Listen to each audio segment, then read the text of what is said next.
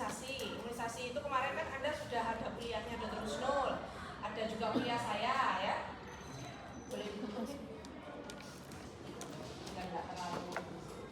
Nah, jadi kalau teori Anda baca aja dari kuliah ya. Kalau Anda ada yang tidak memahami teorinya kemarin, boleh sambil ditanyakan. Sekarang kita lihat barang aslinya ya, benda aslinya. Anda sudah pegang jadwal imunisasi IDAI dan Kemenkes yang ada di kuliah Dr. Husnul kan sudah ya. Coba kita lihat di sini. Saya nggak jelaskan teori lagi, saya cari jadwalnya. Oke. Nah, sekarang dari jadwal imunisasi yang di sini, Dek, mana yang merupakan imunisasi primer atau imunisasi dasar? Ya, oke. Yang warna biru. Yang primer itu memang warna biru, ya. Tapi kalau yang disebut sebagai imunisasi dasar itu setelah masuk ya, masuk saja. Ya. Ya. Jadi nanti kalau waktu koas juga kita ulang lagi ya. Jadi biar Anda kan ini dapatnya semester 3. Biasanya kalau udah koas sudah menguap ya. Jadi sudah lupa gitu ya. Jadi nanti kita ulang lagi. Nah, nanti di sini kalau kita lihat yang merupakan imunisasi dasar itu yang mana saja? Ayo sebutkan. Hepatitis B,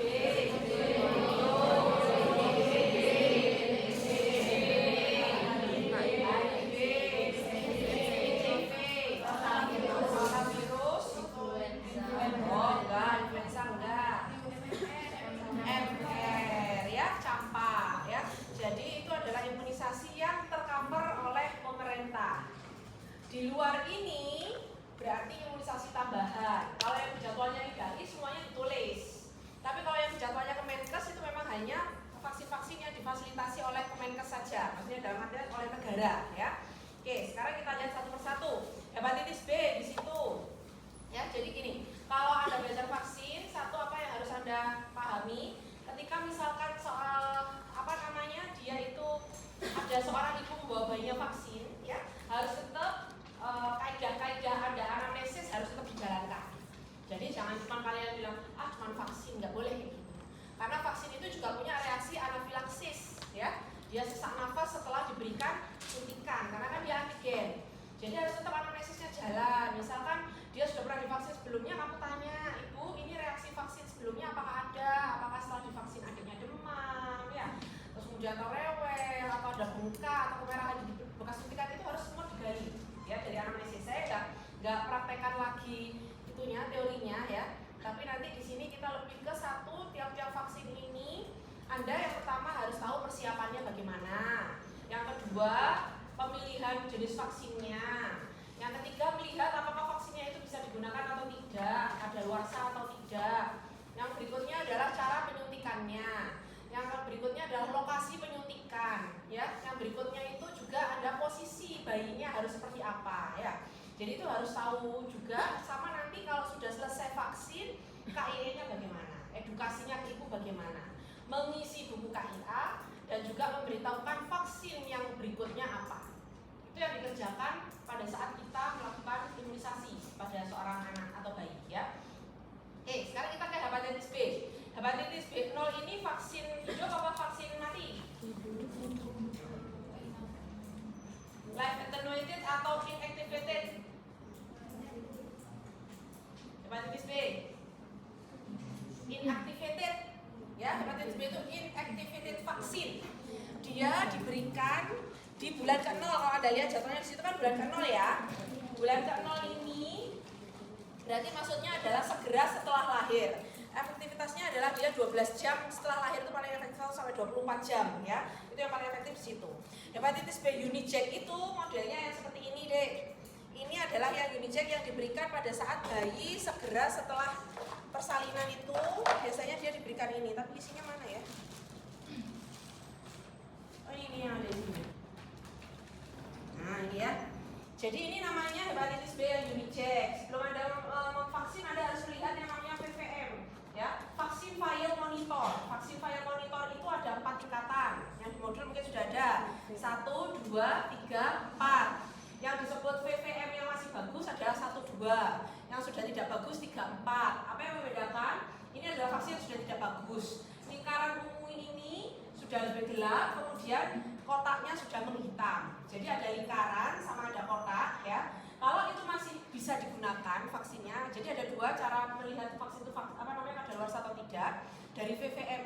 dari tanggal kadaluarsanya. Ya, tapi tidak semua vaksin ada VVM-nya di tempatnya, ya. Jadi ini hepatitis B yang dicek ini salah satu vaksin yang ada VVM-nya. Nah, terus kemudian kalau misalkan yang masih grade 1, ini masih sama-sama terangnya, ya. Lingkaran maupun kotaknya sama-sama terangnya. Kalau yang sudah grade 2, itu kotaknya ini sudah mulai agak gelap sedikit, ya. Tapi masih terang lah dibandingkan yang grade 3. Kalau grade 3 itu sudah mulai lebih gelap lagi, ya. Kotaknya ini yang grade 4 ya seperti ini. Jadi dia sudah hitam, ya. Kalau yang di 3 sama 4 itu sudah kalau yang 4 jelas tidak boleh digunakan. Kalau yang 1, 2 masih boleh digunakan. Yang 3 itu segera digunakan, ya. Jadi dalam artian dia sudah mau kadaluarsa, ya. Terus kemudian yang vaksin Unicheck ini adalah bentuk vaksinnya adalah seperti ini. Jadi dia dalam bentuk seperti ini nanti di dalamnya sudah ada vaksinnya, sudah ada cairannya. Ini dalam bentuk sudah ada jarumnya, jadi nanti tinggal menyuntikkan, nggak usah memasang lagi, nggak usah pakai yang spet-spet atau jarum-jarum yang dari luar. Tapi ini nanti kalau misalkan Anda pertama kali buka, ini harus diplek. Jadi dia awalnya itu begini, bisa kelihatan nggak? Jadi dia itu ada jeda kayak gini loh deh. Awal kali buka nanti dia harus klik kayak gitu. Jadi ada kayak helm itu harus klik gitu loh, ya. Jadi dia akan ada terklik seperti itu. Nah, nanti itu baru dia bisa keluar, baru bisa dikeluarin, ya. Hepatitis B diberikan secara apa? Intramuskular. Berarti di mana kalau intramuskularnya? Di paha apa tangan? Jadi kalau infan di bawah 1 tahun, kalau IM kita masih lakukan di paha ya, karena di sini ototnya belum tebal. Ya, terutama ini kan neonatus baru lahir, jadi kita lakukan di paha, ya. Paha kanan atau paha kiri tidak ada aturannya sebenarnya. Tetapi ingatlah bahwa bayi baru lahir itu kita suntikan vitamin K juga. Yang kemarin kita anemia pada neonatus, kita belajar menyuntikkan vitamin K untuk salah satunya mencegah VKDB, di mana vitamin K itu nanti kita suntikan juga intramuskular. Biasanya paling gampang adalah kalau misalkan bayi lahir, yang kanan hepatitis B, yang kiri vitamin K. Untuk mengingat aja, tapi sebenarnya tidak ada rumus khusus ya. Kamu boleh saja menyuntikkan kanan kiri, tetapi kadang kan lupa, tadi vitamin K-nya di kanan apa di kiri ya gitu. Kalau saya pribadi, saya lebih suka menyuntik hepatitis B di kanan dulu, karena kan kita pakai tangan bagus itu kanan dulu ya, jadi kanan kiri sehingga mudah mengingatnya. Yang vitamin K-nya di kiri, hepatitis B-nya di kanan, ya. Tapi sebenarnya tidak ada patokan khusus, ya. Oke, terus kemudian setelah itu pasien sudah disiapkan ya, berarti pasiennya itu dalam kondisi ditidurkan begitu, celananya dibuka gitu ya. Terus kemudian intramuskular, karena intramuskular berarti suntikannya berapa derajat? 90. Jangan lupa tetap melakukan cuci tangan ya. Terus kemudian boleh universal precaution pakai handscoon atau tidak, tapi tidak ada aturan ya. Maksudnya dalam artian kamu boleh tidak pakai handscoon, boleh enggak sebenarnya, tapi kalau saya pribadi APD ya. Jadi itu alat perlindungan diri, jadi saya selalu pakai handscoon kalau saya nyuntik. Karena kan bagaimanapun kamu tidak tahu bisa ketusuk atau enggak atau apa, kan itu perlindungan untuk kita sendiri juga ya. Jadi kalau misalnya nyuntik seperti itu, terus setelah itu kalau hepatitis B boleh disinfeksinya pakai alkohol swab ya. Kita lakukan di mana tempatnya? Kalau IM yang di sini ketiga apa? Anterolateral dulu ya kan, ini anterior, ini lateral. Berarti anterolateral adalah di daerah sini ya kan. Jadi dia tidak di anterior, tidak di lateral, tapi anterolateral di daerah sini. Sepertiga dari mana? Sias. Jadi ini kalau sias ya, jadi kalau misalkan kamu raba ya, yang paling menonjol di pinggul itu yang di sini itu sias kan. Nah itu kamu tarik kurang lebih adalah sepertiga di atas sini ya, jadi tidak terlalu ke bawah ya. Dari pangkal yang sepertiga, disitulah letak lokasi penyuntikan ya. Nah baru setelah itu, setelah misalkan kamu seperti itu, kamu boleh disinfektan ya, dari dalam keluar itu 3 kali, terus baru disuntik 90 derajat. Jadi penyuntikannya kalau misalkan ini paha ya begini, masuk dulu jarumnya baru dipencet. Jadi nggak langsung dipencet terus sambil gitu. Masuk dulu terus habis itu pencet sampai habis, baru setelah itu lepas. Kalau melepas ini kamu boleh pakai karena ini intramuskular biasanya dan kita tidak melakukan aspirasi. Harusnya intramuskular kan melakukan aspirasi ya. Tapi ini kan tidak dilakukan aspirasi karena nggak bisa ditarik kan jarumnya. maka boleh kamu setelah mau mencopot itu ini ditutup gini dulu. Tapi jangan kena tanganmu ya. Ini ditutup terus diginikan. Ditekan sehingga dia tidak, mungkin kalau misalkan ini tidak berdarah, bisa kayak gitu ya. Terus ini tidak boleh ditutup, namanya no recapping. Ini langsung masuk safety box. Ya, no recapping, tidak boleh ditutup. Imunisasi, kalau ujian imunisasi kamu recapping pasti jelas nggak lulus. Karena itu adalah salah satu syarat bahwa no recapping ini harus dilakukan untuk tidak membahayakan diri kamu sendiri. Ya, tutupnya dimasukkan sendiri ke safety box, ininya dimasukkan sendiri langsung dalam kondisi begini, ya langsung dimasukkan. Bisa dipahami? Jadi nggak ada menutup lagi kayak gini. Ya, nggak boleh. Ya, oke. Terus kemudian itu untuk hepatitis B. Sekarang jadwalnya, ya. Kalau tadi sebenarnya jadwal juga dibahas di depan ya harusnya ya. Tapi kan maksudnya jadwal kamu bisa baca ya. Kalau passwordnya ya tidak tahu. Bukannya. Ya, jadi jadwalnya kapan hepatitis B itu? Hepatitis B0 itu pada saat baru lahir. Kamu nanti kalau ujian harus menyebutkan ya hepatitis B keberapa. Hepatitis B1, B2, B3.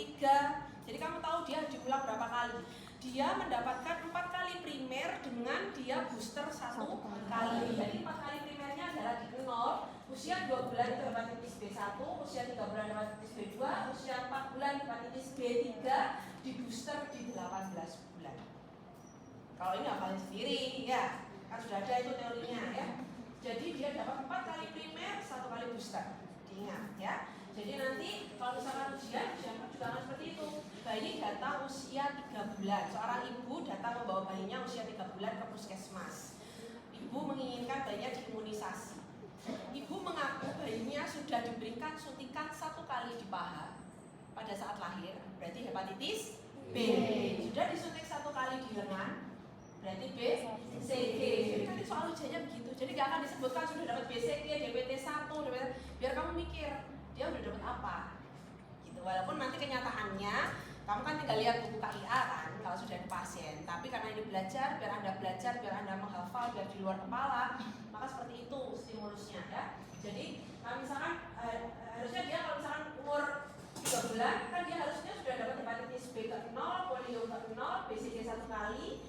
Hepatitis B yang pertama, polio yang pertama, polio OPV yang pertama, gitu kan? Harusnya sudah dapat itu, sudah dapat DPT pertama, PCV pertama, rotavirus pertama. Harusnya itu sudah lengkap kan? Kalau dia datang 3 bulan. Tapi ternyata soalnya ini dia ada yang belum lengkap, maka akan disebutkan setelah lahir disuntikkan imunisasi di paha, hepatitis B. Kemudian diberikan tetes polio 2 kali. Dan sudah 2 kali, udah cocok kok. Polio 0 sama polio 1, udah 2 kali. Kemudian disuntikkan di paha kanan 1 kali, kemudian disuntikkan di paha kiri 1 kali. Misalkan seperti itu. Berarti dapat apa? Paha kanannya itu berarti dia dapat DPT, ya, sama yang kiri mungkin PCV, kan itu boleh kanan kiri terserah, kan karena juga intramuskular kan satu-satu kan. Nah terus habis itu dia belum dapat, berarti apa yang belum dapat? Rotavirus 1. Karena kan tadi tidak disebutkan dia mendapatkan tetesan 5 tetes. Kalau di puskesmas itu rotavirus itu 5 tetes. Ya. Kalau polio 2 tetes. Ya. Jadi seperti itu biar nantinya berarti yang harus saya lengkapi adalah imunisasi rotavirus 1 dan juga menyuntikkan DPT yang kedua.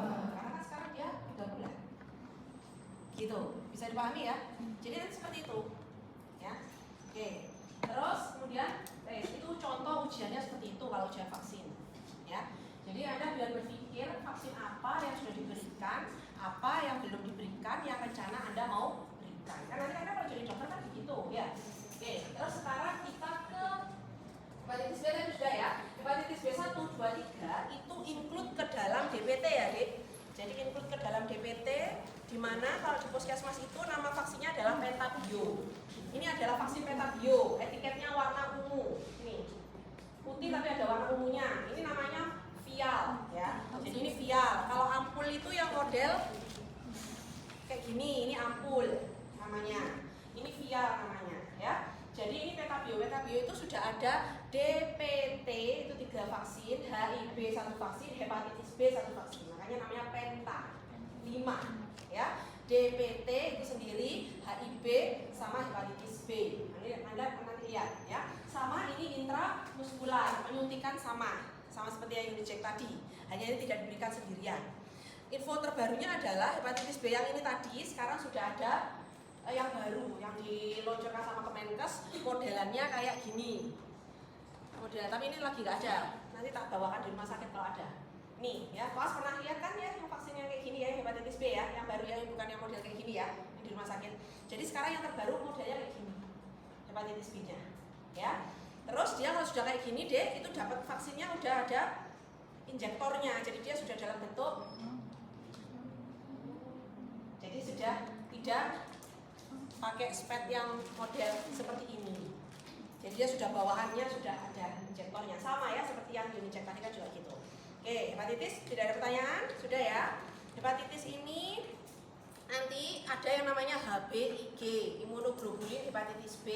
Kita berikan kalau ada ibu yang hepatitis B-nya reaktif atau positif. HBIG disuntikkan di ekstremitas yang berbeda dengan hepatitis B-nya. Kalau Anda menyuntikkan hepatitis B di kanan, maka HBIG-nya di kiri.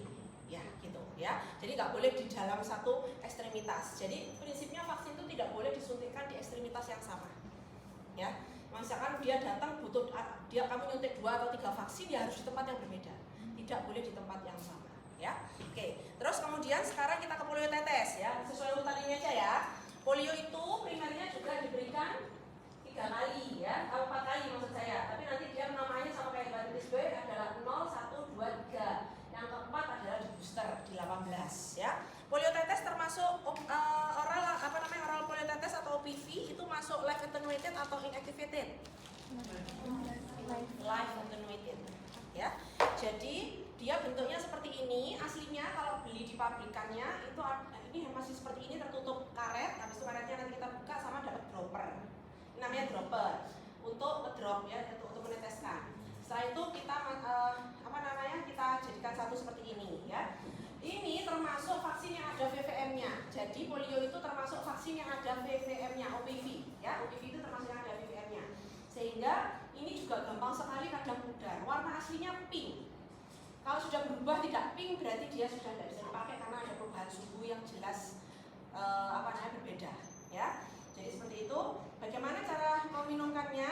Ya, bayi digendong sama ibunya. Kamu mungkin pernah lihat fotonya pekan imunisasi nasional ya, kayak gitu. Habis itu kita mulutnya diginikan.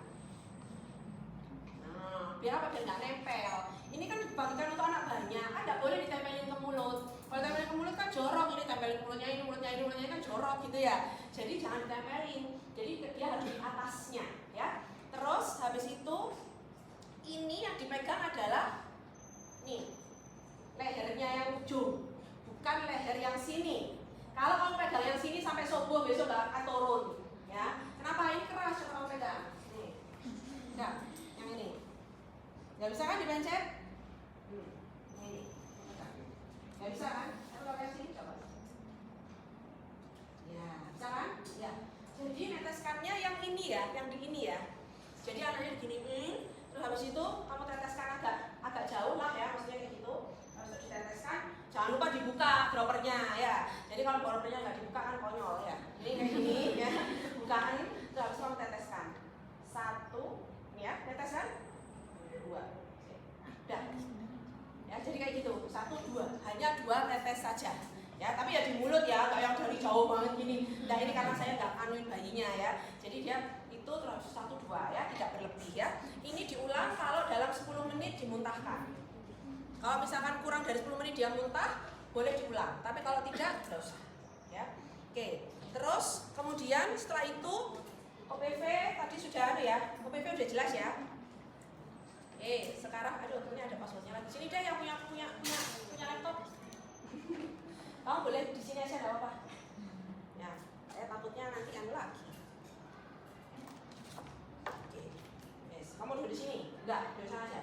Ya, di sana. Oke, sekarang BCG ya. BCG ini adalah imunisasi yang dia hanya diberikan sekali, tidak ada booster ya. Kalau ada yang ujian menjawab BCG ada boosternya, ya jelas langsung salah. Karena BCG hanya diberikan 1 kali, paling efektif adalah sebelum usia 1 bulan, paling efektif. Kalau dia diberikan lebih dari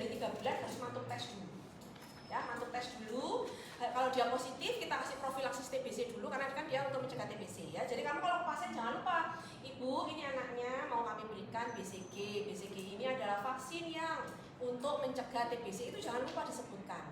BCG ini nanti kami suntikkan di lengan kanan. Ya, jadi itu harus ada kata-kata itu. Nanti setelah disuntik Ibu enggak usah enggak usah di istilahnya kayak dibersihkan atau apa ya, karena dia nanti akan ada reaksi baru di 6-8 minggu setelah vaksin, yaitu muncul seperti jerawat, seperti borok, seperti bisul, lalu dia akan kempes sendiri dan menimbulkan bekas seperti di tangan kanan kita. Gitu. Jadi itu harus kamu beritahukan, kalau enggak nanti ibunya di usia 6 atau 8 minggu muncul borok kayak jerawat batu yang gede-gede atau bisul. Kamu udah pernah tahu bisul ya, yang ada nanahnya gede banget kayak gitu, itu ibunya panik nanti. Dia ini kenapa ya ini ya anaknya ya, padahal itu adalah reaksi dari BCG yang wajar, yang normal. Yang tidak normal adalah ketika terjadi BCG itis kurang dari 7 hari setelah penyuntikan. Jadi dia muncul itu sebelum 7 hari, dan 7 hari pertama setelah penyuntikan dia muncul, berarti mungkin anak ini sudah pernah kena TBC dari orang sekitar tapi tidak bergejala. Jadi itu harus diwaspadai. Paham ya itu ya? Oke. Nah, terus BCG itu vaksinnya paling menonjol ya, karena dia doang yang warnanya coklat. Dan BCG ini termasuk vaksin kering, dry vaksin. Ya, di imunisasi yang primer yang dasar itu hanya ada 2 dry vaksin, 1 BCG, 2 campak. Ya, dia dry vaksin yang lainnya sudah dalam bentuk cair. Ya, dalam bentuk cairan saja. Sehingga kalau misalkan kita lihat ini adalah vaksin yang dari India. Kalau yang dari India yang coklat ini pelarutnya. Yang putih yang dalam bentuk vial itu adalah vaksinnya. Ada gambarnya enggak? Nah ini dia. Jadi kalau yang ini adalah pelarutnya, ini adalah yang vaksin dari India. Yang di Indonesia ada 2 vaksin ini memang. Yang ini adalah vaksinnya yang kering. Ini pelarutnya, ini yang kering. Kalau punya Bio Farma Bandung, ini pelarutnya, ini yang kering. Jadi berkebalikan. Kalau yang punya Bio Farma Bandung, yang kering yang coklat, yang pelarutnya yang putih. Ya, terus habis itu ini kalau ini kan ampul. Kalau ampul bukanya biasa aja. Itu di kepala leher ada titik putih, itu ada buka ke belakang ini, ceklek gitu. Dia akan patah sendirian ini. Kalau yang vial ini juga seperti itu. Ini ketika dibuka seperti ini kan terbuka ya. Setelah terbuka begini, ini disinfeksi dulu karetnya, ya. Jadi disinfeksi, terus kemudian nggak usah ditutup lagi ya. Ini saya tutup karena ini tadi tertutup. Nah terus habis itu baru kamu ambil pakai spuit, ya, seperti itu. Kalau yang ini cara mematahkannya, ya, bukan di sini ya. Kalau ini kan kelihatannya kalau kayak ampul kan dimatahkan lehernya yang sini. Tapi kalau ini cara matahkannya yang di sini, yang di ujung lehernya ini. Nanti ada gergajinya. Dalam 1 botol ini akan dapat ini sama gergaji kecil untuk matahkan ampulnya, ya. Jadi ada kayak kalau kayak pemes ya, kamu pernah tahu istilah pemes ya orang Jawa? Cutter yang kecil itu loh, Dek. Cutter kecil atau pemes ya, model kayak gitu. Nanti itu di digergaji di ujung sininya lalu dia terbuka. Ya, jadi kayak gitu. Pelarutnya ya, pelarut sama pada saat vaksin boleh menggunakan 1 spuit, tetapi untuk menyuntikkan tidak boleh. Contoh, misalkan ini ya, yang pelarutnya India, yang dari India ini. Jadi BCG itu BCG itu adalah imunisasi yang terjadwal, tidak bisa setiap hari dilakukan. Misal di rumah sakit UMR itu hanya tiap hari Kamis. Kenapa? Satu vaksin kering itu tadi untuk 10 bayi, dan dia 3 jam sudah expired. Kalau tidak ada pasien 10 di 3 jam buang, ya tidak boleh digunakan lagi. Jadi dia tidak bisa digunakan hari-hari berikutnya, makanya dia ada jadwalnya. Kita ngumpulin dulu nih bayi-bayi kayak gitu. Jadi nanti disuntikin BCG bareng-bareng kayak gitu ya. Karena dia 3 jam doang, habis itu buang, dia udah kadaluarsa. Jadi vaksin kering itu masa kadaluarsanya cepat. Ya. Kalau MR dia masih bisa 8 jam. Kalau ini 3 jam doang udah nggak bisa. Ya, oke. Terus setelah itu bagaimana cara mengambilnya ya? Kalau misalkan ini pelarutnya ya, anggaplah ini dia di sini yang punyanya India ini adalah 2 cc ya. Jadi dia di sini adalah pelarutnya. Oke, ini 1 cc. Nah, kita ambil di sini pakai spuit yang berbeda.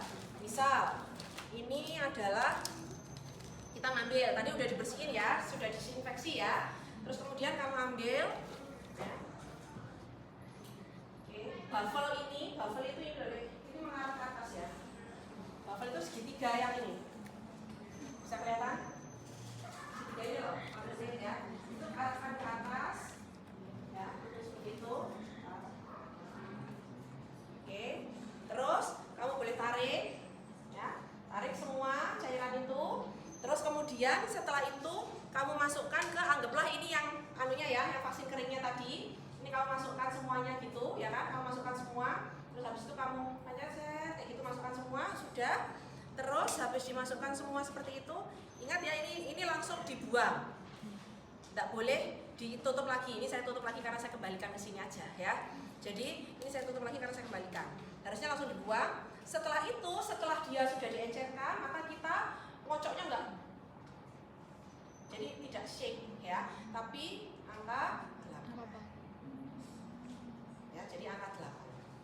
Gini ya. Jadi dia angka 8 gitu. Wes, setelah dia sudah larut, maka kita ambil menggunakan spet yang baru. Jadi kalau misalkan nanti ngambil ya, kita pakai spet yang baru gitu.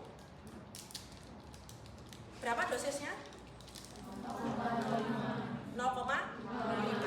Karena ini dalam bentuk ampul ya kan, yang tadi kan ampulan, jadi kan nggak masukkan ke karet, sehingga kita masih boleh pakai yang ini. Maksudnya ini yang dibuat nyuntik itu boleh. Jadi ini spet yang baru tadi, ini yang juga disuntikkan ke pasien. Tapi tidak boleh menggunakan ini yang sudah masuk ke karet karena akan tumpul. Begitu masuk ke karet, ini akan tumpul buffelnya itu ya. Jadi itu nggak boleh buat nyuntik. Ini harus baru. Kalau dia baru, maka dia kalau dia bukan vial kayak gini kan, dia keambil gini kan cuman di antara angin-anginnya itu aja kan. Berapa dosisnya? 0,05. Ini adalah spet 1 cc, jarumnya adalah 26 Gauss ya, yang besarnya. Itu kalau 0,05 itu only segini. Jadi kamu kalau ujian ngambil segini, ini benar. Kalau kamu BCG terus kamu nariknya segini, wis jelas salah. Ya, sudah jelas salah. Ini 0,5 karena ini adalah spet 1 cc. Bisa dipahami? Oke. Terus kemudian ini adalah 0,05. 0,05 itu nanti dia disuntikkan secara apa? Intrakutan. Di mana? Di lengan kanan. Ini sudah kesepakatan internasional ya, supaya nanti kalau misalkan ada apapun itu dokter yang lain juga sudah tahu bahwa dia sudah pernah di BCG atau tidak, ada bekas atau tidak, ada perekaman catatan atau tidak. Jadi jangan lupa nanti kalau setiap habis vaksin tadi, buku KIA-nya diisi tanggal sama tanda tangan Anda. Ya, jadi itu bukti bahwa dia sudah diimunisasi. Kalau untuk vaksin-vaksin tambahan, biasanya etiket obatnya itu yang ada di itunya kita tempel. Kalau yang tambahan kayak influenza, varicella, hepatitis A ya, terus kemudian typhoid ya, dan itu yang tambahan. Tapi kalau yang dasar enggak ya. Oke. Saya diingatkan loh kalau waktunya udah mau habis. Kita sedapatnya dulu aja hari ini ya, karena kita memang waktunya mepet yang hari ini. Oke. Terus ini adalah intrakutan ya. Jadi namanya intrakutan berarti dia 15 derajat. Kalau subkutan dia 45. Kalau intramuskular 90. Jadi ini intramuskular seperti ini, subkutan seperti ini, intrakutan seperti ini. 15 derajat, ya. Terus kemudian kalau vaksin yang MR sama BCG kita tidak menggunakan alkohol swab karena dia live attenuated vaksin. Kita pakai kasa atau kapas, pakai air doang. Air hangat untuk membersihkan area yang disuntik. Di sebelah kanan kan, biasanya kalau bayi itu kita bedong dulu, ya, cuman tangan kanannya doang. Kamu tahu bedong? Kain yang untuk ngikat bayi itu yang kayak pompong. Nah itu kita bedong supaya dia nggak gerak-gerak. Namanya bayi kan gerak-gerak. Tinggal sisain tangan kanannya doang kayak pakai baju ihram. Ya, jadi kayak gitu. Jadi dia naik haji dulu, ya, naik haji dulu. Terus habis itu nanti ada yang perawatnya yang megang sama megang kepalanya. Karena kepalanya bayi itu ini gini deh kalau misalnya nggak ada ya kan, namanya ayo kamu diam enggak, dia harus gini ya kayak gitu, gerak-geraknya dan lain sebagainya ya. Terus habis itu setelah itu kalau saya pribadi saya lebih suka memegang tangan bayinya seperti ini. Jadi ini kan dia tidur gini ya, ditidurkan gini. Saya dari arah sini saya pegang begini untuk fiksasi tangannya supaya dia nggak gerak-gerak.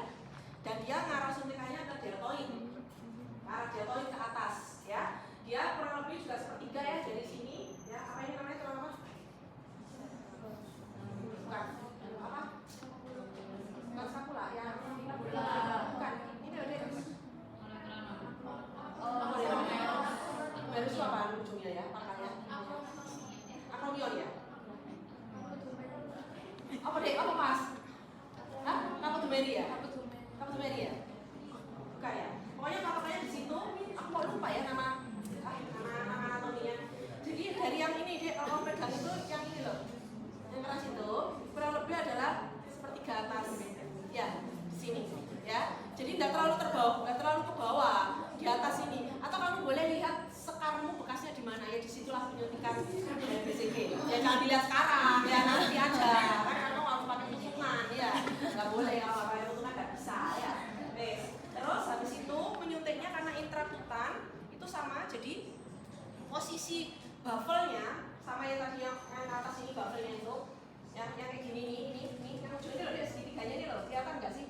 Ya, itu ini kan gini. Setelah intrakutan itu pegangnya gini. Ini paling lebih enak maksudnya. Saya mengajarkan yang teknikal. Perkara nanti kamu mau nyuntik dengan model lain terserah. Tapi kalau saya teknikalnya adalah lebih gampang apa? Karena ini dia nggak boleh baffle, nggak boleh gini.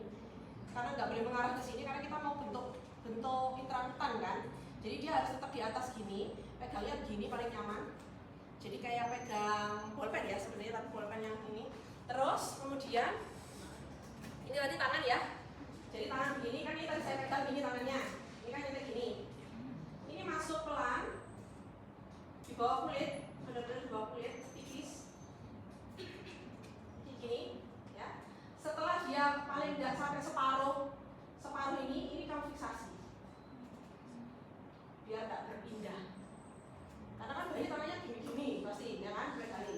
Oke, setelah itu tidak usah aspirasi kan, karena dia intrakutan. Habis itu tangan kamu di ini loh, yang bentuk penting ini. Apa tuh? Ini. Bentukannya ini.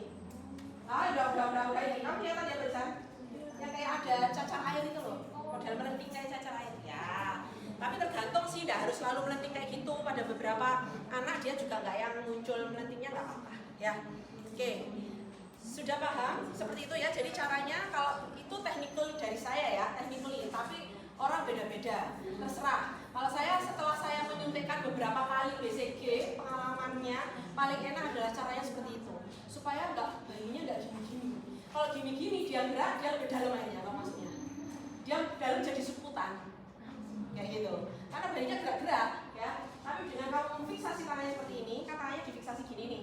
Ini kan tangan bayi kan kecil banget. Pakai tanganmu gini aja satu udah kena sebenarnya tangannya. Gini, terus dia begini.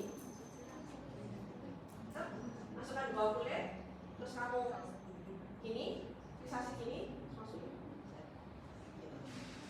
Ya, jadi dia nggak berubah ini posisinya, posisi jarumnya, ya. Jadi kayak gitu, ya. Intrakutan adalah penyuntikan yang paling sulit, apalagi pada neonatus.